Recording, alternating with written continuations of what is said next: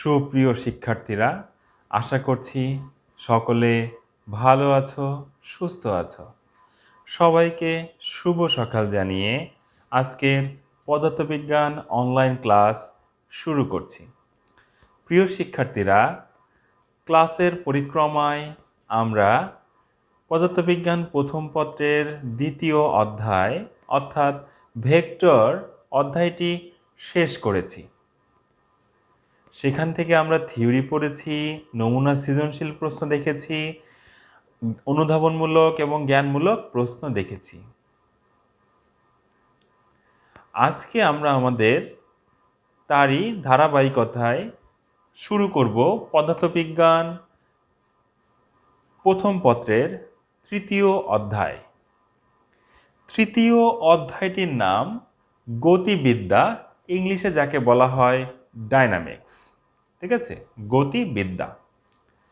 তাহলে একটা অধ্যায়ের শুরুতে আমরা কিছু বিষয় শিখব, অর্থাৎ এই অধ্যায়ে আমরা যে বিষয়গুলো নিয়ে আলোচনা করব সেই বিষয়ের কিছু প্রাথমিক জ্ঞান আমরা আজকে শিখব। সেটি হলো আজকে আলোচ্য বিষয়। প্রথমে রয়েছে প্রসঙ্গ কাঠামো নিয়ে আলোচনা, তারপর রয়েছে জড় ও অজড় প্রসঙ্গ কাঠামো নিয়ে আলোচনা, তারপরে রয়েছে পরম গতি ও আপেক্ষিক গতি কি এই বিষয়ক আলোচনা, এবং তারপরে রয়েছে গতি বিষয়ক বিভিন্ন রাশি। প্রিয় শিক্ষার্থীরা, তোমাদের আজকের এই ক্লাসের তোমরা 9-10-এর কিছুটা ধারাবাহিকতা পাবে, 9-10-এর কিছু বিষয়ের সাথে মিল পাবে। আমরা যেহেতু এখন কলেজে উঠেছি, আমরা আসলে একটা চ্যাপ্টারের শুরুতে 9-10-এ কী পড়ে এসেছি সেই বিষয়টা থেকে আস্তে আস্তে আমরা একটা চ্যাপ্টারের গভীরে প্রবেশ করি। তো তারই পরিক্রমায় আজকে আমাদের এই টপিকগুলো, অর্থাৎ যে টপিকগুলোর কিছু কিছু বিষয় অলমোস্ট 60 থেকে 70% বিষয় তোমরা 9-10-এ শিখে এসছো, তারপরেও আমরা এটা এই অধ্যায়ের শুরুতে এই বিষয়গুলোই আমরা নিয়ে এসেছি যাতে তোমাদের অধ্যায়টি পড়তে কোনো অসুবিধা না হয়। ঠিক আছে, তাহলে চলো প্রিয় শিক্ষার্থীরা, আমরা তাহলে শুরু করি আমাদের আজকের পদার্থবিজ্ঞান লেকচার।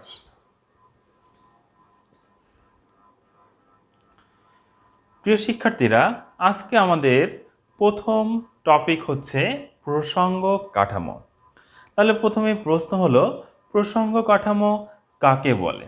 ঠিক আছে, তাহলে কোনো বস্তুর গতির বর্ণনার জন্য ত্রিমাত্রিক স্থানে যে সুনির্দিষ্ট স্থানাঙ্ক ব্যবস্থা বিবেচনা করা হয় এবং যার সাপেক্ষে বস্তুর গতি বর্ণনা করা হয় তাকে প্রসঙ্গ কাঠামো বলে। যেমন কোনো একটা বস্তুর গতি সেটা প্রকাশ করার জন্য আমরা আরেকটি বস্তুকে সাপেক্ষ হিসেবে ধরে নিই। অর্থাৎ কোনো একটা বস্তু গতিশীল, কার সাপেক্ষে গতিশীল? একটা স্থির বস্তুর সাপেক্ষে গতিশীল। ঠিক আছে, তাহলে আমরা একটা বস্তুকে আলোচনার সুবিধার জন্য একটা বস্তুকে আমরা সাপেক্ষ হিসেবে ধরে নিলাম, যার সাপেক্ষে আমরা অন্য বস্তুর গতি বা বিভিন্ন টার্ম আমরা ব্যাখ্যা করি। তো সেই জিনিসটা যে কোনো বস্তুর গতি বর্ণনার জন্য ত্রিমাত্রিক স্থানে যে সুনির্দিষ্ট স্থানাঙ্ক ব্যবস্থা বিবেচনা করা হয় এবং যার সাপেক্ষে বস্তুটির গতি বর্ণনা করা হয় তাকে প্রসঙ্গ কাঠামো বলে।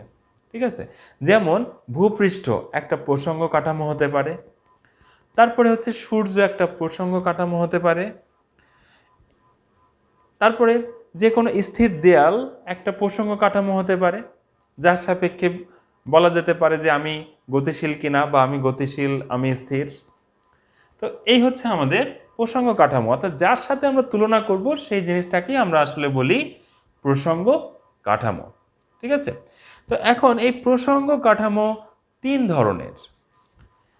1 নম্বরে আছে একমাত্রিক প্রসঙ্গ কাঠামো, 2 নম্বরে দ্বিমাত্রিক প্রসঙ্গ কাঠামো এবং 3 নম্বরে রয়েছে ত্রিমাত্রিক প্রসঙ্গ কাঠামো।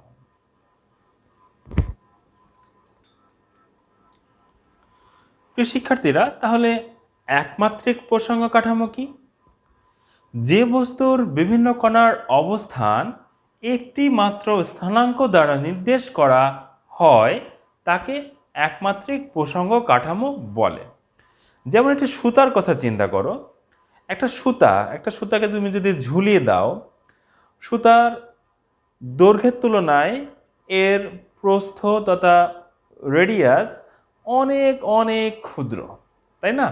একটা সুতার রেডিয়াস কি নির্ণয় করা সম্ভব? সম্ভব নয়। খুব সূক্ষ্মভাবে হয়তো নির্ণয় করা সম্ভব, কিন্তু সাধারণভাবে নির্ণয় করা সম্ভব নয় একটা সুতার রেডিয়াস, ব্যাসার্ধ। ওকে, তার মানে তার শুধুমাত্র আমরা দৈর্ঘ্যই পাই, সুতার ক্ষেত্রে আমরা শুধুমাত্র তার দৈর্ঘ্যটাই নির্ণয় করে থাকি। ওকে, তাহলে একটা ঝুলন্ত সুতা, এটা একটা একমাত্রিক প্রসঙ্গ কাঠামো হতে পারে। ঠিক তেমনি একটি দীর্ঘ সরু সুতা বা দীর্ঘ সরু দণ্ড, এইগুলো হচ্ছে একমাত্রিক প্রসঙ্গ কাঠামো।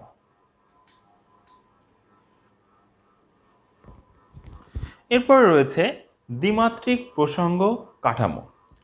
তাহলে দ্বিমাত্রিক প্রসঙ্গ কাঠামো কি? যে বস্তুর বিভিন্ন কণার অবস্থান দুটি স্থানাঙ্ক দ্বারা নির্দেশ করা হয় তাকে দ্বিমাত্রিক প্রসঙ্গ কাঠামো বলে। যেমন হিসেবে বলা যায় পাতলা কাগজ, পাতলা ধাতব পাত। তাহলে এটা পাতলা কাগজ, তার কি আছে? শুধুমাত্র দৈর্ঘ্য এবং প্রস্থ রয়েছে। একটা পাতলা কাগজ, তার যে উচ্চতা, একটা পৃষ্ঠা চিন্তা কর, তার উচ্চতা এটা প্রায় টেন্স টু জিরো, অর্থাৎ শূন্যের কাছাকাছি, খুবই পাতলা। এটা দৈর্ঘ্য এবং প্রস্থের তুলনায়, একটা কাগজ চিন্তা করো, দৈর্ঘ্য এবং প্রস্থের তুলনায় তার উচ্চতা খুবই নগণ্য। ঠিক আছে, তাহলে এই সকল ক্ষেত্রে এরকম পাতলা কাগজ বা পাতলা ধাতব পাত, এই সকল ক্ষেত্রে আমরা দুটি মাত্র স্থানাঙ্ক অর্থাৎ দৈর্ঘ্য এবং প্রস্থ, এই দুটি দ্বারাই এই জিনিসগুলোকে আমরা প্রকাশ করতে পারি। তাই এগুলোকে বলা যেতে পারে হচ্ছে দ্বিমাত্রিক প্রসঙ্গ কাঠামো। ঠিক আছে, আচ্ছা, এবার একটা জিনিস বলছি। যখন ফুটবল যখন মাঠের মধ্যে থাকে, মানে ধরো যে ফুটবল মাঠে ঘাস দ্বারা বেষ্টিত, অর্থাৎ ফুটবলটা যখন ঘাসের উপরে গড়িয়ে যায়, মনে রাখবে তখন সেটা দ্বিমাত্রিক স্থানে বিচরণ করে। আমি আবার বলছি, ফুটবলটা যখন ঘাসের উপর দিয়ে গড়িয়ে যায়, মাঠের উপরে ঘাসের উপর দিয়ে গড়িয়ে যায়, তখন সেটা দ্বিমাত্রিক প্রসঙ্গ কাঠামোতে বা দ্বিমাত্রিক ভাবে সেই কাঠামোটাকে আমরা বলতে পারি দ্বিমাত্রিক প্রসঙ্গ কাঠামো, অর্থাৎ দ্বিমাত্রিক স্থানে বিচরণ করছে ফুটবলটা।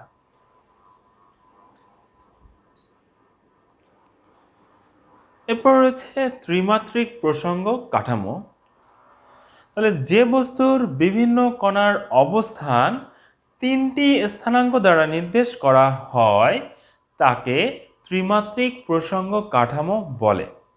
অর্থাৎ যে বস্তুকে প্রকাশ করার জন্য দৈর্ঘ্য, প্রস্থ, উচ্চতা, এই তিনটা বিষয়েরই প্রয়োজন, সেই বস্তুগুলোই সাধারণত ত্রিমাত্রিক প্রসঙ্গ কাঠামো।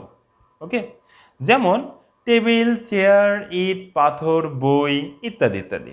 অর্থাৎ যার এক্স অক্ষ, ওয়াই অক্ষ এবং জেড অক্ষ, তিন অক্ষ, যাকে প্রকাশ করার জন্য এই তিনটা অক্ষেরই প্রয়োজন হয়, সেই সকল বস্তুকেই বলা হয় হচ্ছে ত্রিমাত্রিক প্রসঙ্গ বস্তু। এবং ত্রিমাত্রিক তিনটা কাঠামো দ্বারা যে বস্তুগুলোকে, মানে যে বস্তুর বিভিন্ন কণার অবস্থান এই প্রকাশ করার জন্য এই তিনটা কাঠামোরই প্রয়োজন হয়, তাকে বলা হয় হচ্ছে ত্রিমাত্রিক প্রসঙ্গ কাঠামো।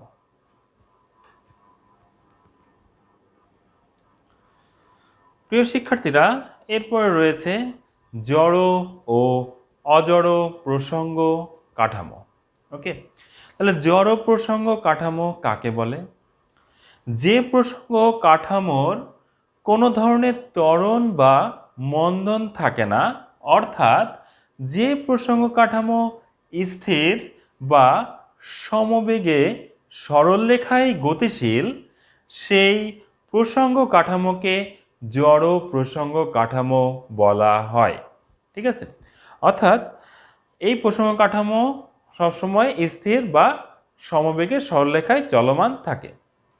মনে রাখবে, নিউটনের গতিসূত্রগুলো জড় প্রসঙ্গ কাঠামোতে প্রযোজ্য হয় এবং সাধারণত পদার্থবিজ্ঞানের সকল সূত্র এই জড় প্রসঙ্গ কাঠামোতে অপরিবর্তিত থাকে। এই নীতিকে বলা হয় নিউটনের অপরিবর্তনীয় নীতি।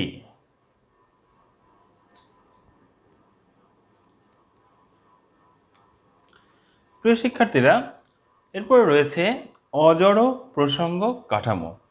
তাহলে অজড় প্রসঙ্গ কাঠামো কাকে বলে? জড় প্রসঙ্গ কাঠামোর সাপেক্ষে ত্বরণ বা মন্দন সহ গতিশীল প্রসঙ্গ কাঠামোকে অজড় প্রসঙ্গ কাঠামো বলে। প্রিয় শিক্ষার্থীরা, মনে রাখবে যে অজড় প্রসঙ্গ কাঠামোতে নিউটনের গতিসূত্রগুলো প্রযোজ্য হয় না।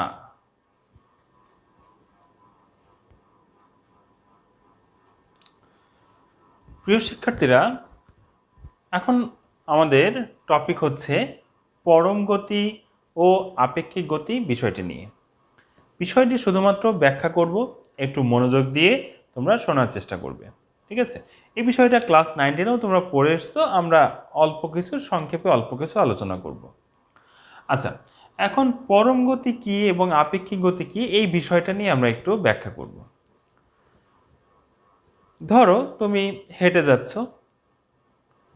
যেতে যেতে তোমার একটা গাছ পড়লো সামনে, তুমি হেঁটে যাচ্ছ, তোমার পাশে গাছটা রয়েছে, তুমি হেঁটে যাচ্ছ, গাছটা স্থির অবস্থায় রয়েছে। তুমি চিন্তা করলে যে গাছটা স্থির এবং গাছের সাপেক্ষে তুমি গতিশীল, ঠিক আছে? গাছটা স্থির এবং গাছের সাপেক্ষে তুমি গতিশীল, ওকে? আচ্ছা, কিন্তু আবার দেখা যাচ্ছে যে গাছটা তো পৃথিবীরই একটি উপাদান, কিন্তু পৃথিবীটা তো আবার গতিশীল অবস্থায় রয়েছে। পৃথিবীটা নিজ অক্ষের চারিদিকে ঘুরছে, আবার সে সূর্যকে আবার প্রদক্ষিণ করছে। তার মানে তাহলে পৃথিবী যেহেতু গতিশীল, তার মানে পৃথিবীর যে বস্তুটাকে আমরা স্থির চিন্তা করছি সে কি প্রকৃতপক্ষে স্থির? পৃথিবী গতিশীল হলে সেটিও তো গতিশীল হয়ে যাবে। তার মানে দেখা যাচ্ছে যে প্রকৃতপক্ষে কোনো স্থির বস্তু নেই। কিন্তু প্রসঙ্গ কাঠামো যদি এখানে আসলে গাছটাকে আমরা প্রসঙ্গ কাঠামো বলছি, যার সাপেক্ষে তুমি হেঁটে যাচ্ছ, ওকে? আচ্ছা, তো বলা হয় যে প্রসঙ্গ বস্তু যদি প্রকৃতপক্ষে স্থির থাকে, তাহলে তার সাপেক্ষে যে বস্তুটি গতিশীল হবে সেই বস্তুর গতিকে আমরা বলি হচ্ছে পরম গতি। আমি আবার বলছি, প্রসঙ্গ কাঠামো যদি প্রকৃতপক্ষে স্থির থাকে, তাহলে তার সাপেক্ষে যে বস্তু গতিশীল রয়েছে সেই বস্তুর গতিকে আমরা বলি হচ্ছে পরম গতি। কিন্তু গাছ তো প্রকৃতপক্ষে স্থির নয়, যার সাপেক্ষে তুমি বলছিলা যে গাছ স্থির, তার সাপেক্ষে তুমি হচ্ছে গতিশীল অবস্থায় রয়েছ। কিন্তু গাছটা তো প্রকৃতপক্ষে স্থির নয়, কারণ আমরা একটু আগেই দেখলাম যে পৃথিবীটা তো ঘোরে, আমরা জানি যে পৃথিবীও ঘোরে। তাহলে পৃথিবীও যদি গতিশীল অবস্থায় থাকে, তাহলে গাছটাও গতিশীল অবস্থায় নেই। অর্থাৎ এই প্রকৃতিতে আসলে পরম গতি বা পরম স্থিতি বলে কিছু নেই, ঠিক আছে? আমি আবার বলছি, আসলে এই প্রকৃতিতে পরম গতি বা পরম স্থিতি বলে কিছু নেই। আসলে সবই গতিশীল, কিন্তু আমরা একটা বস্তুকে স্থির হিসেবে ধরে নেই। তার সাপেক্ষে আমরা গতির পরিমাপ করি, ঠিক আছে? তাহলে এই জন্য এই ধরনের গতিকে বলা হয় হচ্ছে আপেক্ষিক গতি। অর্থাৎ একটির সাপেক্ষে আরেকটি বস্তুর যে গতি, একটি বস্তুর গতির সাপেক্ষে আরেকটি বস্তুর যে গতি, এই বিষয়টিকে বলা হয় আসলে আপেক্ষিক গতি, ঠিক আছে? এই জন্যই সাধারণত বলা হয়ে থাকে এই পরম নয় কোনো স্থিতি, পরম নয় কোনো গতি, সকল স্থিতি আপেক্ষিক এবং সকল গতি আপেক্ষিক।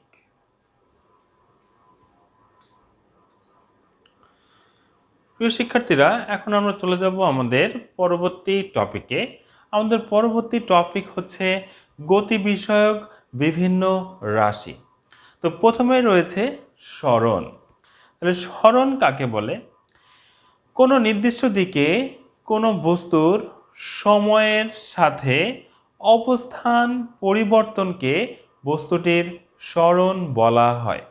ঠিক আছে, তো সরণের মানও আছে, দিকও আছে, এজন্য সরণ একটি ভেক্টর রাশি।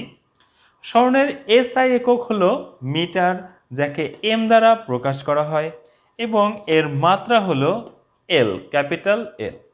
আচ্ছা, তো এর ব্যাখ্যাটা এরকম, ধরো একটি বস্তুকণা এ থেকে বি অবস্থানে গেছে। সে এ থেকে বি অবস্থানে তিনটা অনেকভাবেই সে পরিভ্রমণ করতে পারে। আমি এখানে ছবিতে তিনটা পথ দেখিয়েছি। ওকে, আচ্ছা, তো এখানে বলতে পারি কণা তিনটি ভিন্ন পথে প্রাথমিক অবস্থা এ থেকে শেষ অবস্থান বিতে পৌঁছেছে। এক্ষেত্রে আসলে বস্তুটির সরণ হচ্ছে সরল রেখা বরাবর এ থেকে বি, অর্থাৎ এখানে এই বস্তুটার সরণ হচ্ছে এ বি। ওকে, অর্থাৎ বস্তুটির সরণ পথের উপর নির্ভর করে না, নির্ভর করে আদি এবং শেষ অবস্থার উপরে। আমি আবার বলছি, কোনো বস্তুর সরণ তার পথের উপর নির্ভর করে না, নির্ভর করে তার আদি এবং শেষ অবস্থানের উপরে। আচ্ছা, তাহলে প্রশ্ন করতেই পারো, তাহলে আদি এবং শেষ অবস্থান একই হলে কি হবে? তার উত্তর, কোনো একটা বস্তুর যদি আদি এবং শেষ অবস্থান একই বিন্দু হয়, সাপোজ এখানে এই যে এ বিন্দু বি বিন্দু একই বিন্দু, এই যে এ বিন্দু থেকে একটা বস্তু যাত্রা শুরু করে আবার এই এ বিন্দুতেই এসে শেষ হয়েছে, অর্থাৎ এটাই বি বিন্দু, তাহলে এই ক্ষেত্রে আমরা বলবো এই বস্তুটির সরণ শূন্য।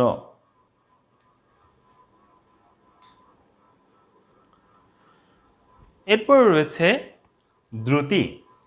তাহলে দ্রুতি কাকে বলে? কোনো গতিশীল বস্তু একক সময়ে যে দূরত্ব অতিক্রম করে তাকে ওই বস্তুর দ্রুতি বলে।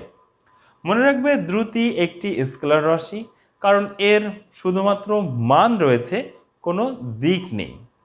ঠিক আছে, তাহলে এটাকে আমরা বলতে পারি স্কেলার রাশি। অর্থাৎ দূরত্ব যেহেতু একটা স্কেলার রাশি, তাই দ্রুতি অর্থাৎ কোনো গতিশীল বস্তুর একক সময়ে যে দূরত্ব অতিক্রম করে তাকে ওই বস্তুর দ্রুতি বলে, অর্থাৎ দ্রুতিও একটা স্কেলার রাশি। ওকে, এর একক মিটার পার সেকেন্ড। ওকে, আর মাত্রা হচ্ছে এল টি ইনভার্স 1 থার্ড ব্র্যাকেট। এরপর রয়েছে গড় দ্রুতি। তাহলে গড় দ্রুতি কাকে বলে? কোনো বস্তু কর্তৃক অতিক্রান্ত মোট দূরত্ব এবং মোট ব্যয়িত সময়ের ভাগফলকে বলা হয় গড় দ্রুতি। ঠিক আছে, তাহলে গড় দ্রুতিকে আমরা প্রকাশ করতে পারি ভি বার দ্বারা। এটা ভি বার, ভি বার ইকুয়াল টু মোট অতিক্রান্ত দূরত্ব ডিভাইডেড বাই মোট ব্যয়িত সময়। মোট অতিক্রান্ত দূরত্বকে আমরা প্রকাশ করি এস দ্বারা এবং মোট ব্যয়িত সময় হচ্ছে টি। তাহলে আমরা লিখতে পারি গড় দ্রুতি v bar equal to s by t. প্রিয় শিক্ষার্থীরা, এরপরে আমাদের রয়েছে তাৎক্ষণিক দ্রুতি। এটা লিখে রাখো, ভেরি ইম্পর্টেন্ট। জ্ঞানমূলক হিসেবে এই তাৎক্ষণিক দ্রুতির ডেফিনেশনটা বহুবার আসতে দেখা গেছে। ওকে, তাহলে তাৎক্ষণিক দ্রুতি কাকে বলে? সময় ব্যবধান শূন্যের কাছাকাছি হলে সময়ের সঙ্গে বস্তুর দূরত্বের পরিবর্তনের হারকে তাৎক্ষণিক দ্রুতি বলে। ঠিক আছে, আমি আবার বলছি, সময় ব্যবধান শূন্যের কাছাকাছি হলে সময়ের সঙ্গে বস্তুর দূরত্বের পরিবর্তনের হারকে বলা হয় তাৎক্ষণিক দ্রুতি। তাৎক্ষণিক দ্রুতিকে আমরা ভি দ্বারা প্রকাশ করতে পারি, V equal to limit of del T tends to 0।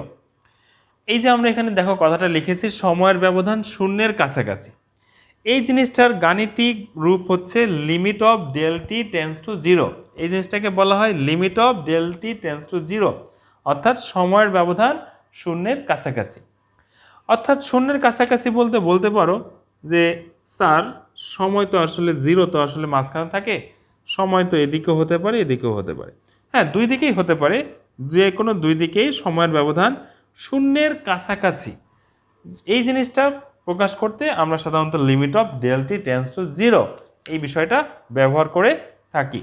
ওকে, আচ্ছা, এখন তাহলে V equal to limit of del T tends to zero, এই যে দূরত্বের পরিবর্তনের হার, সময়ের সঙ্গে দূরত্বের পরিবর্তনের হার, তাহলে এস বাই টি, আর এখানে del S by del T ব্যবহার করা হয়েছে, অর্থাৎ সময়ের ব্যবধান, তুমি কতটুকু সময়ের কতটুকু দূরত্ব নিচ্ছ এটা, অর্থাৎ এটা হচ্ছে দূরত্বের পরিবর্তন ডিভাইডেড বাই সময়ের পরিবর্তন। ঠিক আছে, তাহলে দূরত্বের পরিবর্তন বাই সময়ের পরিবর্তন, তাহলে limit of del T tends to zero, দূরত্বের পরিবর্তন বাই সময়ের পরিবর্তন, এটা দ্বারা আমরা তাৎক্ষণিক দ্রুতি পেয়ে থাকি। আর এই বিষয়টিকে সাধারণত ক্যালকুলাসের ভাষায় লেখা হয় ডিএস বাই ডিটি, অর্থাৎ অতি ক্ষুদ্র ব্যবধানে দূরত্ব হচ্ছে ডিএস এবং অতি ক্ষুদ্র সময় হচ্ছে ডিটি।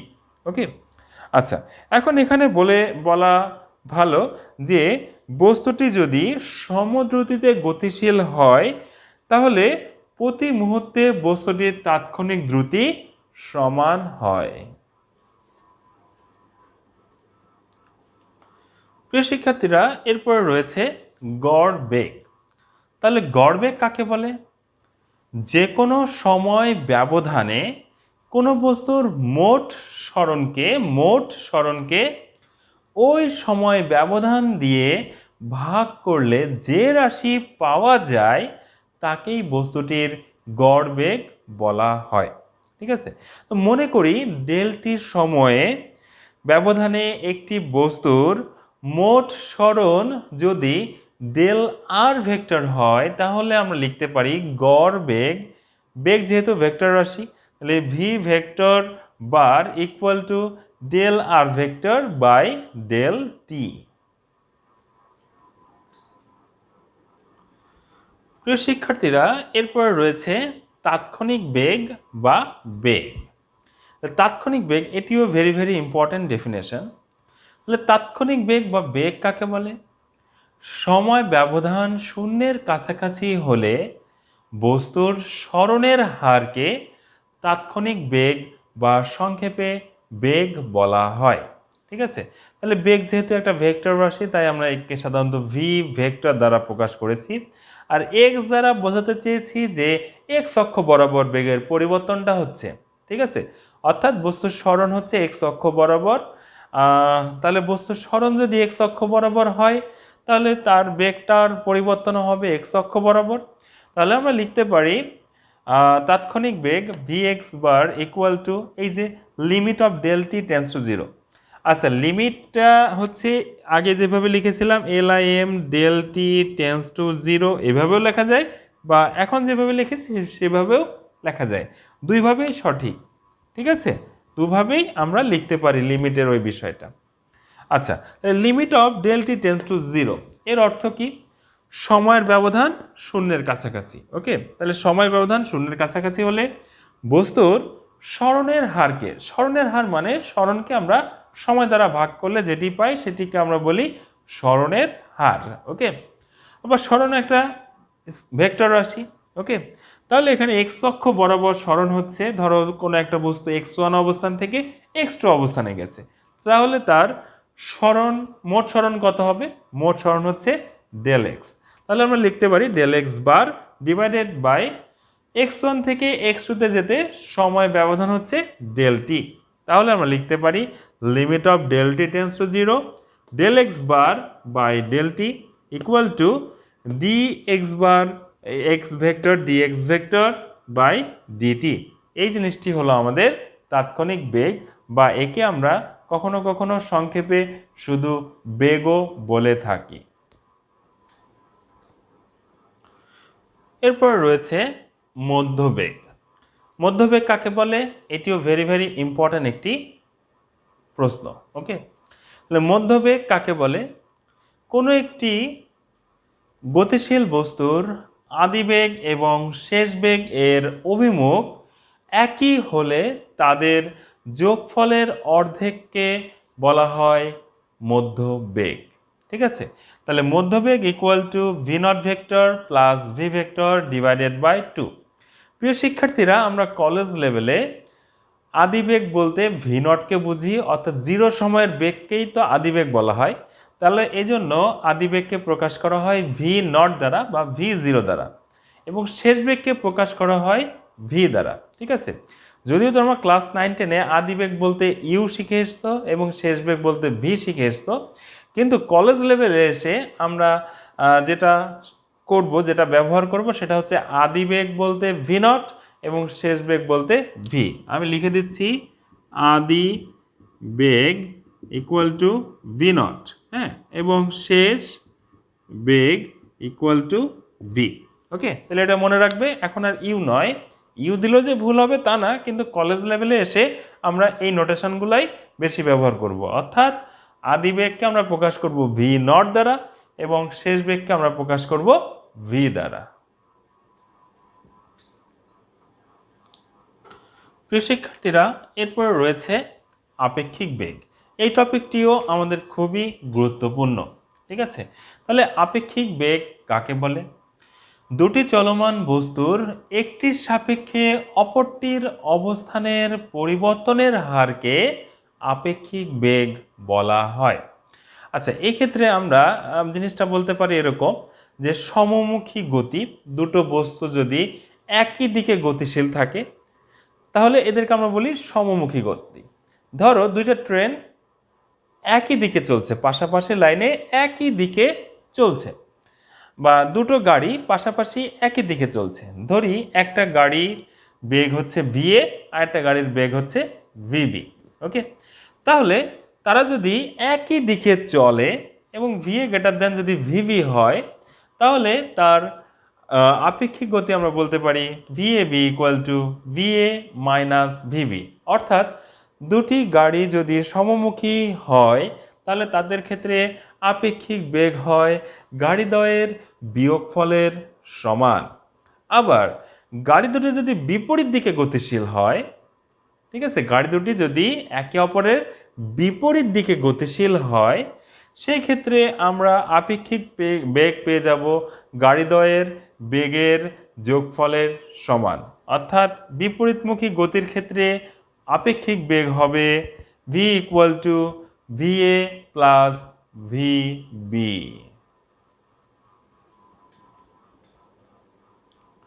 এরপর রয়েছে সমবেগ। তাহলে সমবেগ কাকে বলে? কোনো বস্তুর উপর ক্রিয়াশীল বলের মান ও দিক যদি ধ্রুব থাকলে ওই বস্তুর বেগও ধ্রুব থাকে। বস্তুর ওই ধ্রুব বেগকে বলা হয় সমবেগ।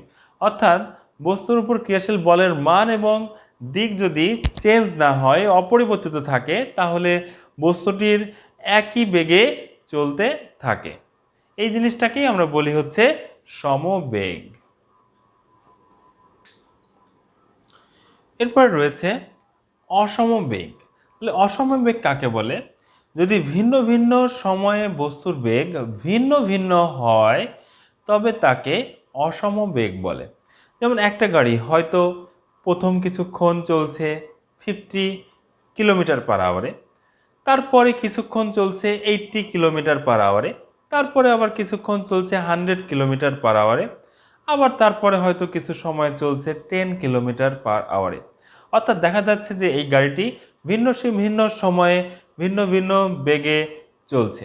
তাহলে এই ধরনের বেগকে বলা হয় অসম বেগ। প্রিয় শিক্ষার্থীরা, এরপরে আমাদের রয়েছে তাৎক্ষণিক ত্বরণ বা ত্বরণ।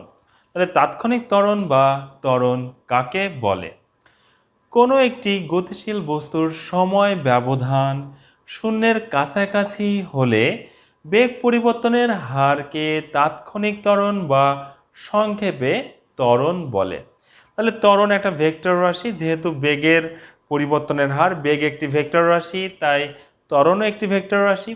এটা আমরা লিখতে পারি A vector equal to limit of del T tends to zero, অর্থাৎ সময়ের ব্যবধান শূন্যের কাছাকাছি, limit of del T tends to zero.